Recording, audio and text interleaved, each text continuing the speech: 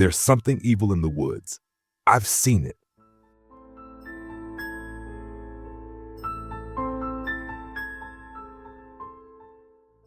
I created this account and decided to post because I need help figuring out what to do. Deep down, I think I already know the answer, but I'm conflicted. The truth is, I don't think anyone would believe me. My family, and that includes me, at least up until recently, has always been made up of avid outdoors enthusiasts. We hike, hunt, fish, camp, canoe, kayak, pretty much any outdoor activity you can name, we've probably done it. From siblings to cousins, grandparents to extended family, we're all very into the outdoors, especially in autumn and winter. We do cross-country skiing, snowshoeing, you name it. And I've always really enjoyed it. Of course, being out in the wilderness, you sometimes see or hear odd things. Sometimes you get spooked by an animal. Sometimes your brain tries to make sense of something strange and ends up imagining things. And I've always been a skeptic when it comes to the supernatural. I've never believed in ghosts, aliens, Bigfoot, or conspiracy theories. I've always chalked it all up to our minds trying to explain things we don't fully understand. But I'm telling you now, with total certainty, this isn't just my brain making things up. I'm not being paranoid, and I'm not imagining it. I saw it. I've only actually seen it once, maybe twice, but I know for a fact that it has followed me before. That last time when I saw it clearly was the moment that confirmed this wasn't just in my head. It was real. So when did it all start? Honestly, I can't say exactly. It goes back as far as I can remember, but I can't tell which memories were just my imagination and which ones were real encounters. What I do know is that in the past 5 years or so, things started happening more frequently, and that's when I really began to worry. Like I said, weird stuff happens in the mountains and forests, and I used to dismiss it all as that. But these past few years, it's been different.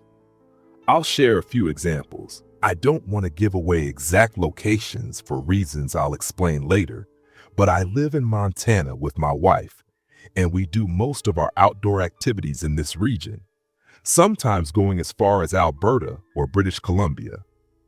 My uncle on my mother's side owns a piece of property here in Montana, and the cabin there has always been a favorite spot for our family gatherings. We often head out just to hike the surrounding area, snowshoe during the winter, or simply relax and enjoy a quiet weekend in nature. On this particular trip, my wife, who was my girlfriend at the time, and I were planning to spend a 3-day weekend at the cabin along with my sister and her husband. It was late autumn, maybe just edging into early winter, so we figured it would be a good time to explore some of the nearby trails before heavier snow came in and made the area harder to navigate without skis or snowshoes. It was a routine trip, nothing out of the ordinary. We arrived, unpacked the car, and spent that Friday evening without incident. There was already some patchy snow on the ground, but it wasn't bitterly cold. Just a bit chilly, enough to wear heavier coats, a warm hat, maybe a scarf. That night, we lit a cozy fire, talked for a while, toasted a few things over the flames. Everything felt normal. Just another peaceful night out in the woods. I didn't think twice about it, but the next day, that's when things started to shift, at least in terms of how I viewed the outdoors. We had a lazy morning, made breakfast inside the cabin, ate together, and then hung around playing board games until the early afternoon. Around 2 or 3, we decided it was time to get outside and explore some trails. We knew we only had a few hours before the sun went down, so we didn't waste much time. The weather was great. The air was crisp, there was a gentle breeze, and the landscape looked incredible. The area wasn't fully alpine, so even that late in the season, there were still a few flashes of autumn color clinging to the trees. There were patches of snow scattered along the trail, and we even ended up in a few lighthearted snowball fights. But for the most part, we simply walked, took in the scenery, and didn't say much. The trail was surprisingly wide and well maintained, especially considering how remote the place felt. As the sun began to dip lower in the sky, we turned back toward the cabin. For some reason, I started to lag behind the others. My wife walked ahead with my sister and her husband. The three of them caught up in some conversation. I drifted a little behind, maybe 30 feet or so, with my hands in my pockets, just taking it slow and soaking in the muted autumn colors at the base of the pine trees. After a while, I started to notice that something felt off. The sounds of the forest seemed muted. It wasn't deep winter yet. There were still animals around, but the usual background noise of the woods had noticeably faded. That silence piqued my curiosity, and I began to drift even farther behind the others. That turned out to be a mistake. The silence grew heavier, and then all at once, the woods went completely still. No rustling, no birds, not even the wind. Everything just stopped, dead. The air itself felt thick, almost like it had weight to it. Even breathing suddenly seemed harder, like something was pressing down on the atmosphere around me. I was shaken. I'd never felt so unsettled before. I know it sounds like a cliche, but I felt watched. The back of my neck went cold, and I had that unmistakable primal sensation that something was standing just behind me. I froze. I don't know whether it was fear or instinct, but I couldn't move. I just stopped in my tracks. Then something broke the silence. It was faint, but after that heavy stillness, it stood out immediately. A soft rustling noise, off to my right, just behind me, like a pine cone falling or something brushing the underbrush. At the same time, I heard a voice, or something trying to sound like a voice. It sounded female, but unnatural, like an AI trying to imitate human speech and not quite getting it right. I couldn't make out any clear words, just the cadence of speech, distorted and uncanny. I didn't stick around to figure it out. The second I heard it, my body kicked into full-on flight mode. I took off, running to catch up with the group as fast as I could. My nerves were shot, and I couldn't even articulate why. I just knew I had to get away. When I caught up with the others, none of them had noticed anything strange. I didn't say a word. I didn't want to come off as scared or paranoid for no reason. But the rest of the way back, I insisted on staying close to them. If anything, I stayed in front, keeping them all in sight. I felt rattled, and I couldn't shake it. I tried to make sense of it. Was it an animal? A bear? Something else? But nothing I came up with fit. Still, as we got closer to the cabin, I forced myself to let it go. I tried to convince myself that my mind had been playing tricks on me. The sun was setting, the sky darkening, and some snow had started blowing in. We all went inside and settled in for the night.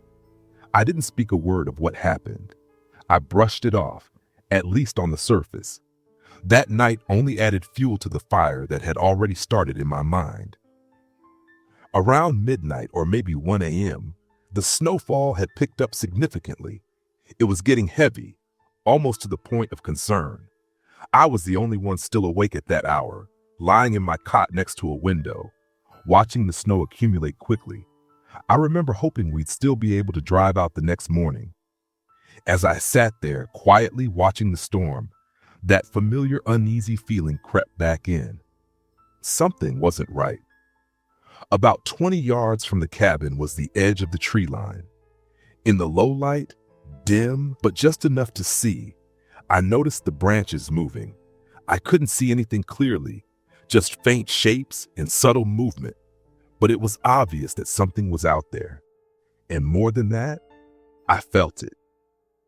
The same presence I'd sensed on the trail earlier that day. That same skin-prickling feeling of being watched. My whole body tensed up. I kept my eyes locked on that part of the tree line long after the movement had stopped. At least 20 minutes. As my eyes adjusted to the dark, I began to make out more details. And then I saw them. Eyes. 2 of them. Just barely illuminated by what little ambient light there was. Probably moonlight through the clouds or reflection from the snow, but unmistakable. 2 pale, white, unblinking eyes, staring straight at my window. They weren't glowing like in some dramatic movie scene. They just reflected light in a way that made them visible. Cold, empty, watching me. I must have stared right back at those eyes the whole time, frozen in place. After several more seconds of eye contact, 5 seconds that felt like an eternity, I slowly turned back over in my cot, heart pounding in my chest. I didn't know what to do. I didn't want to move. I didn't want to give it any indication that I had seen it, that I knew it was there. I just lay there, still and silent, pretending to sleep, too afraid to turn back and look again. I stayed like that the entire night. Sleep was impossible. My mind was racing, and I couldn't shake the feeling that whatever was out there, it knew I was awake. The next morning, I told the group we should head out early because of the snow, though that wasn't the real reason, and I think you already know that. Everyone agreed, so we started packing up the cars. Before we left, I couldn't help myself. I needed to check.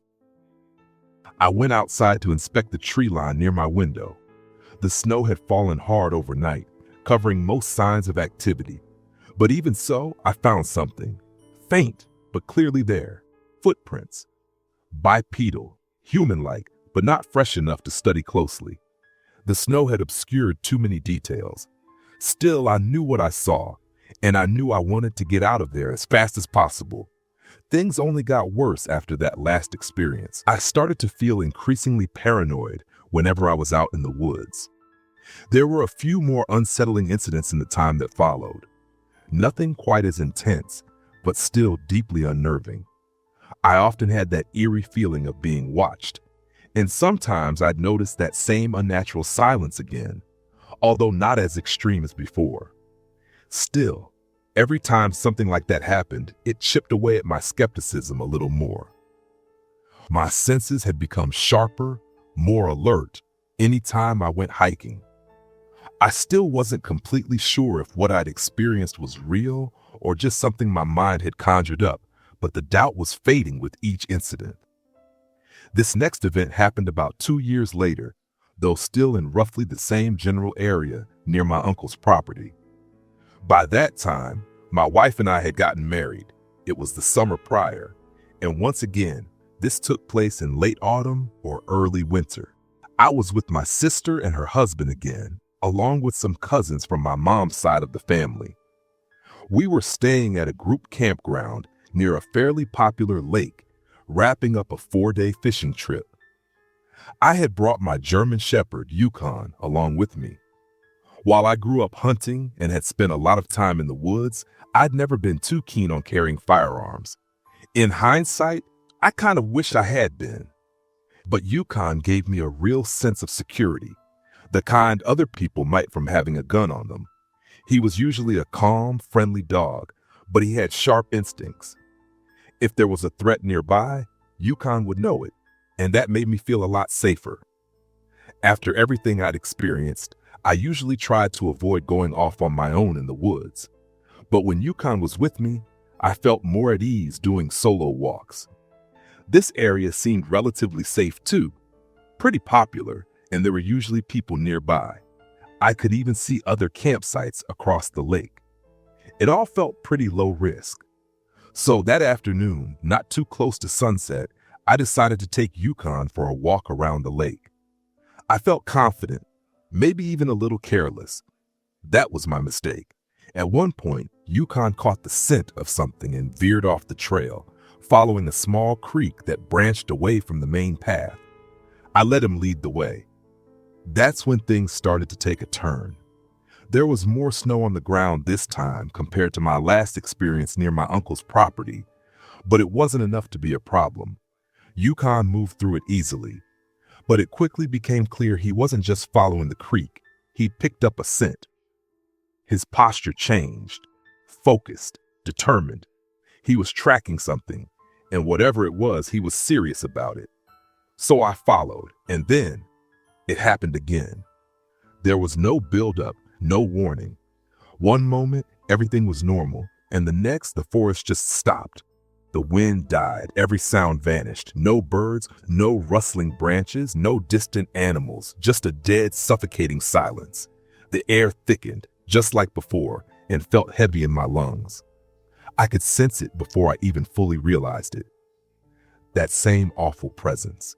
My spine went cold. Yukon felt it too. He immediately stopped, his ears flattened against his head, and he let out a low whimper. I started to panic. My body tensed up, ready to bolt. Then Yukon started barking, loud and aggressive, unlike anything I'd ever heard from him. He was barking like his life depended on it. Then I heard the voice. It was a woman's voice again, but strange, off, distorted. If I had to describe it, I'd say it sounded like a blend of my sister's voice and my wife's, but warped somehow, like someone trying to mimic them and not quite getting it right. It was slurred, uneven. But this time I could make out the words. The voice was coming from just ahead, maybe 15 yards away. I'm over here. Can you come help? I need help. Please help. That was enough for me. My instincts screamed at me to run. I stumbled back, almost tripping over myself, and Yukon exploded with snarls and barks, louder and more ferocious than ever. I turned and ran, full sprint, back toward the trail, toward the shortest route to our group campsite. My adrenaline was pumping, and I was in full flight mode. And this time, I knew something was following us. The air stayed thick, the dread clinging to me as I ran. I could hear things moving behind us, branches snapping, bushes rustling, something high in the trees. And over it all, Yukon's growls and barks echoed through the silence. He was running at my side, matching my speed, completely on edge. Then, finally, it stopped. I don't know how long I ran, but all at once the heaviness lifted. The silence broke. The world returned to normal. A few moments later, I spotted a group of other hikers up ahead. They looked shocked when they saw us, Yukon barking, me wide-eyed and breathless. We must have looked completely shaken, and we were. But I didn't stop. I didn't care how we looked. I just wanted to be as far away from that place as possible. I wanted to tell the hikers that something had been chasing us, that something was out there. But I couldn't do it. I couldn't bring myself to say the words out loud. It all just sounded too insane. Being stalked by voices in the woods? Who would believe that? I think I mumbled some excuse on the spot. Something about how we'd just been out for a jog or running drills with the dog. I don't think they fully believed me, but they didn't press the issue. They let Yukon and me walk back to the campsite area with them. And for that, I'll always be grateful. They didn't know it, but they probably helped me hold it together in that moment. But by then, things had gone from bad to worse. I knew now, without a doubt, that I was being stalked. There was something out there, something that had latched onto me. At first, I entertained the idea of it being a person, maybe a deranged killer living in the wilderness. But no, that didn't feel right. Something about this, it felt animal, predatory, instinctual. The eyes I saw that night by the cabin couldn't have been human. And that crushing silence, that dead stillness in the woods, like time itself had stopped, that wasn't anything natural. By this point, I was developing real paranoia. Not the usual kind. This was something clinical, creeping into my life. But it only fully took hold when I was in forested areas or mountainous terrain. And still I hadn't told anyone, not even my wife. I'd always been the rational one, the skeptic in the family. If I started talking about voices in the woods and glowing eyes, no one would take me seriously. So I kept it all to myself. I hid it, shoved it down deep, because some part of me, no matter how small, still wondered if maybe it was all in my head. A side effect of stress, or my medication, or at worst some elaborate messed up prank. But then came this past winter. That's when everything changed. That's when my fear was finally fully confirmed. It was a snowmobiling trip. Looking back, I don't even know why I agreed to go. I tried to get out of it, came up with excuses like work obligations, anything I could think of, but they didn't stick. My dad saw right through them. He knew I was free. He knew me too well. And somehow, I gave in. I agreed to go. He wanted me to join him and one of his friends for an overnight snowmobiling and ice fishing trip. just a simple winter getaway. But the morning we left, my heart was pounding harder than it should have been. Something in me already knew this wasn't going to be a normal trip.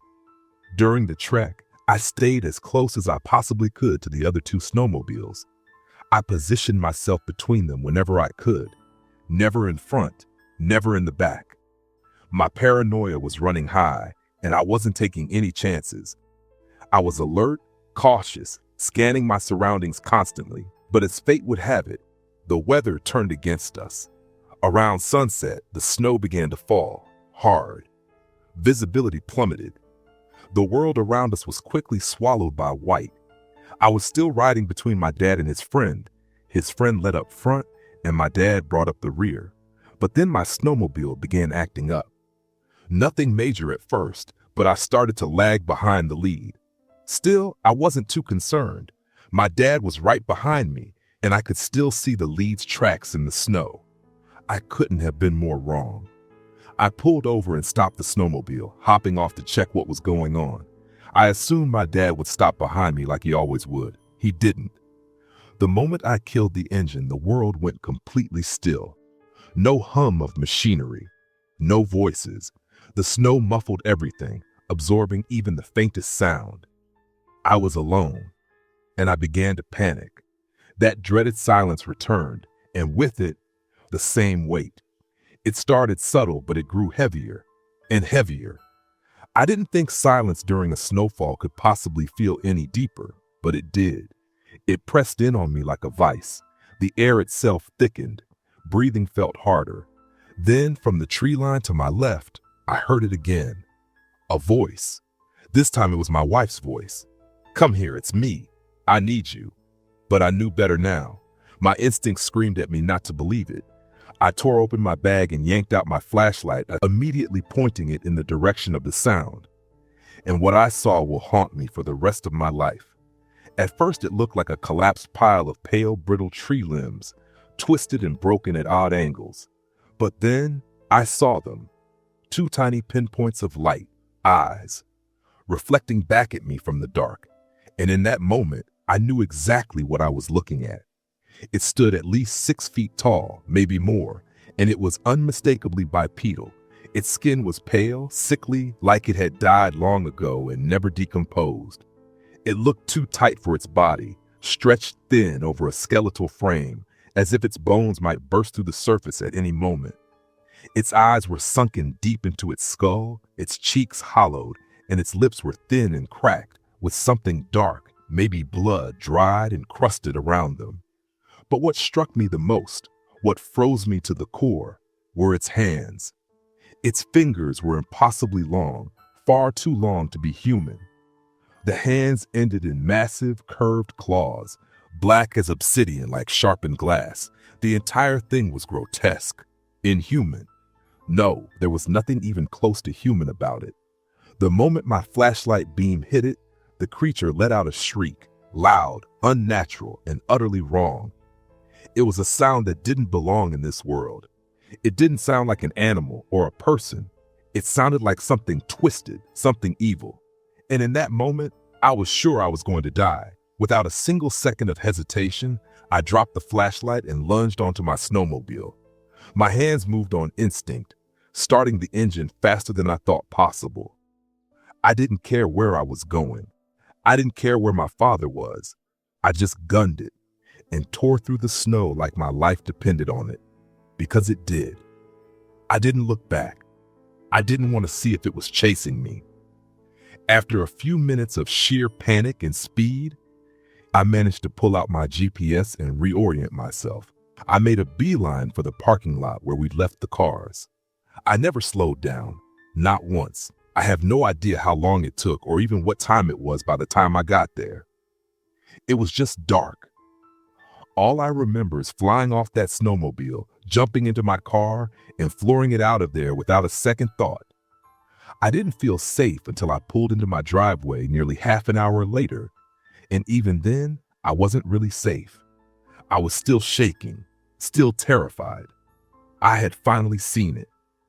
The thing that had been stalking me. Everything after that is a blur. I remember locking every door and window in the house. I remember sitting in silence. I didn't sleep that night. I didn't speak a word about what I saw, not to my wife, not to anyone. When I finally got in touch with my dad, I told him I had gotten separated from the group and decided to head home.